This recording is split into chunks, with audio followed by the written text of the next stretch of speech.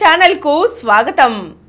నాస్తిక సామాజికోద్యమాల నాయకురాలు, నిస్వార్థ ప్రజా సేవకురాలు, విశ్వనరుడు మహాకవి గుర్రం జాషువా గారి కుమార్తె, ఆధునిక నాస్తికోద్యమ నేత, ప్రముఖ స్వాతంత్ర సమరయోధులు గోరా గారి కోడలు శ్రీమతి హేమలత లవణం గారి స్వీయ జీవిత గాథ మృత్యోర్మ అమృతంగమయ. ఈ పుస్తకంలో హేమలత లవణం గారు తన బాల్యం నుండి జీవిత చరమాంకం చేరుకోబోతున్న చివరి క్షణాల వరకు తన అనుభవాలన్నిటినీ పూసగుచ్చినట్లుగా పొందుపరిచారు. నేటి నుండి మనం ఈ పుస్తకంలోని అన్ని విషయాలను తెలుసుకుందాం. ముందుగా ఆమె తన జీవితం గురించి ఏం చెప్పారో తెలుసుకుందాం. అతి దీర్ఘంగా సాగిన ఈ నా జీవితపు చివరి అంకాన నేను నిలబడ్డాను. ఎన్నో వసంతాలు నాకు తెలిపి, నన్ను హెచ్చరిస్తూ, నన్ను దిద్దుతూ, ముందుకు నడిపించుతూ, ఆ వసంతాలు, ఆ గ్రీష్మాలు వెనుకకు నడిచిపోయాయి. ఉషోదయాలు చల్లని ఆహ్లాదాన్ని అనుభవింపజేశాయి. మధ్యాహ్నాలు వేడిని అందించాయి. సాయం సంధ్యలు గురుతులు వేసి వెనక్కు మళ్ళాయి. ఉషోదయాలు ఎంత త్వరగా వెనక్కు పరిగెత్తాయో, సాయం సంధ్యలు నన్ను తొలికోడి కోతులతో మేల్కొల్పాయి. ఈ జీవన సజీవ నాటకంలో రేపులు మాపులు పాత్రధారులై ఈ రంగాన నిలిచి అనుభవాల చిత్రాలను అందించిపోయాయి. ఇందులో మబ్బు పట్టిన చీకటి అలుముకున్న ఘటనలు ఉన్నాయి. తొలి ఉదయ అరుణ రేఖలు విచ్చి ఆ కమ్ముకున్న చీకట్లను విడిపోగొట్టినవి ఉన్నాయి. ఒక్కొక్క ఘటన ఒక్కొక్క నూతన అనుభవాన్ని అందిస్తే, మరికొన్ని ఘటనలు కొత్త పాఠాలు చెప్పిపోయాయి. నా జీవితమంతా నేను నా వాళ్లే కాదు, నాకు కాని వాళ్ళు నా వాళ్ళు అయ్యారు. ఈనాటికి వాళ్ళు నా వాళ్లే. ఇది ఎంత ఆనందకరమైన విషయమో, అంత సంతృప్తినిచ్చే జీవితపు తీపి బంధాలు నావి. అందుకే ఈ నా జీవిత చరిత్ర అమృతంగమయ. దీనికి మృత్యువు లేదు. అందుకే ఇది మృత్యోర్మ అమృతంగమయ. ముందుగా ఆమె తన బాల్యంలోని కొన్ని సంఘటనలు ఇలా చెబుతున్నారు. అది జూన్ మాసం. తొలకరి వానజల్లు రాత్రి అంతా కురుస్తూనే ఉంది. ఎండకు ఎండిన నేలపై పడిన వాన చినుకులు కమ్మని మట్టి వాసనను పూసుకుని ఆ చల్లని గాలులు నన్ను నిద్ర నుండి లేపాయి. పెరుగు చిలుకుతున్న కవ్వపు ధ్వని తోడు చేసుకుని, అంతవరకు చలికి కాళ్ళు చేతులు పొట్ట కిందకు దూర్చుకుని తాబేల్లా పడుకున్న నేను, ఇక లేవే, ఘట్, తెల్లవారింది లేవే, డౌ అంటూ నాన్న ముద్దు పిలుపులతో లేచాను. దుప్పటి కప్పుకుని వాన చినుకులు చూస్తూ చూరు నుండి కారుతున్న సన్నటి వానధారను పట్టుకుందామని చేయి చాచాను. చెయ్యి జిల్లుమంది. నా ముఖంలో చిరునవ్వు తొలకరి. అప్పుడు నాకు 5వ ఏడు. ఆ శనివారపు ఉషోదయాన కళ్ళు తెరవగానే ముందుగా నా కుడి చేతి పిడికిలి తెరిచాను. అందులో 2 కాణీలు ఉన్నాయి. ఆ క్రితం రోజు అమ్మ నన్ను బడిలో వేసినప్పుడు ఇచ్చిన కాణీలవి. ఆ 2 కాణీలు చూడగానే నాకెంతో సంతోషం కలిగింది.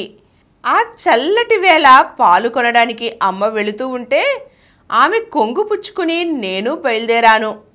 ఆ దిరిసెన పూల వాసనలతో, ఆ వేప వృక్షాల చల్లని గాలిలో, ఆ ఉదయ సంధ్య వేళ నా చిన్ని హృదయాన నిండిన ఆనందం ఈనాటికి మాసిపోలేదు. ఆ మరునాడు ఆదివారం. బడికి 2 రోజులు సెలవు. నా చేతిలో 2 కాణీలు. ఆ నా చిన్ని మనసులో నిండిన తృప్తి, ఆనందం 2 కోట్ల రూపాయలు దొరికినా అంతటి తృప్తి రాదేమో ఈనాడు. మా ఇంటి ప్రక్కనే ఉన్న ఎమేలియా పంతులమ్మ నన్ను బడికి తీసుకుపోవడానికి మా ఇంటికి వచ్చింది. ఆ క్రితం రోజు వినుకొండలో తూర్పు దిక్కుగా మా పెంకుటిల్లు సూర్యకిరణాలు ముందుగా మా ఇంటిని పంచును అలుకుతాయి. అమ్మ నన్ను ఒడిలో కూర్చోబెట్టుకుని తలదువ్వి బుల్లి జడ వేసింది. నా చేతిలోని 2 కన్నీళ్లతో నేను ఆడుకుంటున్నాను. నా చిన్ని మనసుకు తెలియదు అమ్మ కళ్ళు వర్షిస్తున్నాయని.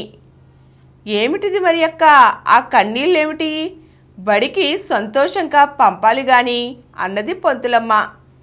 కొన్ని క్షణాల తరువాత తన్ను తాను నిభాయించుకుని, చెల్లెమ్మ, ఈ బిడ్డ 2 సార్లు బతికిందమ్మా. ఈ ఆడబిడ్డ 6వ పురుడు నాకు. 5వ కాన్పు తరువాతి 6వ బిడ్డ జన్మ నాకు ఇష్టమే లేదు.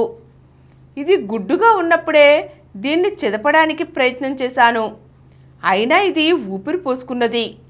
చాట్రగడ్డపాడులో పుట్టింట్లో పురుడు పోసుకున్నాను. అప్పుడు 3 నెలల పసిగుడ్డు ఈ హేమలత. 2 ఎడ్ల బండిలో వినుకొండ వస్తున్నాం. దారిలో బండి ఇరుసు విరిగి అందరం తలో దిక్కున పడ్డాం. నిలబడి ఉన్న ఎద్దు కాళ్ళ మధ్య ఈ చంటిది పడింది. ఎద్దులు కదలక నిలుచుండిపోయినవి. అందుకే ఇది ఇవాళ బడికి పోతోంది. ఈ ఘటన అమ్మ నోట ఎన్నోసార్లు విన్నాను. వినుకొండలో నా బాల్యం సాగింది. ఈనాటికి దానిపైన నా అభిమానం తరగలేదు. ఆ చిన్న రైల్ స్టేషన్ నుంచి పడమన్న కొండదాకా ఉన్న బాటకి ఇరుప్రక్కల ఎత్తుగా పెరిగి ఆకుపచ్చని గుబురు కొమ్మల గొడుగు నీడల్లో ఆ బాట నేను చూస్తున్నాను. చిలుకలు, గోరువంకలు, రకరకాల పక్షుల కిలకల రావాలు నేను వింటున్నాను. నవంబర్, డిసెంబర్ నెలల్లో పున్నాగి పువ్వుల వాసనలతో ఆ గాలి పరిమళం వెదజల్లుతోంది. మార్చ్, ఏప్రిల్, మే నెలల్లో ఆ దిరిసనపు మహావృక్షాల మెత్తని పువ్వులు గాలివాటాన తేలియాడుతూ వచ్చి నా తలపై, నా శరీరంపై అలవోకగా తాకి రాలిపోతూ ఉండేవి. ఆ పువ్వులు నేను పట్టుకోబోతున్నాను. ఏప్రిల్, మే నెలలు తీవ్రమైన ఎండలు. రోహిణి కార్తెకు రోళ్లు పగులుతాయి అనే సామెతలు. ఎండలో తిరగవద్దంటే ఈ పిల్ల మాట వినదు. మా అమ్మ అసహనపు గదమాయింపులు. ఆ పున్నంగి పిట్టలను కొట్టేంత వరకు ఈ బడవ ఇంటికి రాడు అని చిన్నన్న మీద మా అమ్మ ప్రేమతో నిండిన గదమాయింపులు నేను వింటున్నాను. వర్షాలు సకాలంలో కురిసి గుంటలు, చెరువులు నిండి పొంగి పొర్లే వాటిని చూస్తున్నాను. మా ఇంటి ముందు వర్షపు నీటితో చెరువే అయ్యేది. ఆ చెరువులో మా కాగితపు పడవలు మునిగిపోతూ ఉండేవి. ఎవరి పడవ ముందు మునిగితే వాళ్ళు ఓడిపోయినట్లే. ఈ నా జీవిత చరిత్ర వ్రాస్తూ ఇప్పటికీ నా వయసు 70 ఏళ్ళని నేను మరిచిపోయి నా చిన్ననాటికి వెళ్ళిపోయాను. ఆ గుజ్జనగూళ్ళు, చిన్ని కాగితపు పడవలు, ఆ వెన్నెల కుప్పల ఆటలు, ఎన్నడైనా వేసవి, వానలు, చలి తెలిసేవా అంటూ ఆమె తన బాల్యంలోని ఆటపాటలు, తల్లి ప్రేమానురాగాలను వివరించారు. ఈరోజు మనం హేమలత లవణం గారు రచించిన మృత్యోర్మ అమృతంగమయ్య పుస్తకం నుండి ఆమె బాల్యం గురించి కొన్ని విశేషాలు తెలుసుకున్నాం కదండి. మరిన్ని విశేషాలతో వచ్చే ఎపిసోడ్లో కలుద్దాం. Thank you. ఈ కార్యక్రమం మీకు ఎంతో నచ్చింది కదా. ఇటువంటి మరిన్ని వీడియోల కోసం అనతి కాలంలోనే 20 కోట్ల వ్యూస్ సాధించిన సమరన్ ఛానల్ సమర్పించు యతీష్ సెంటర్ ఛానల్కు సబ్స్క్రైబ్ చేయండి, లైక్ చేయండి, మీ ఫ్రెండ్స్కి షేర్ చేయండి. అలాగే ప్రక్కనున్న గంట సింబల్ని ప్రెస్ చేయడం మర్చిపోకండి. Please download Samaram Channels app from Google Play Store and watch your favorite channels. Click the bell icon and subscribe to the channels.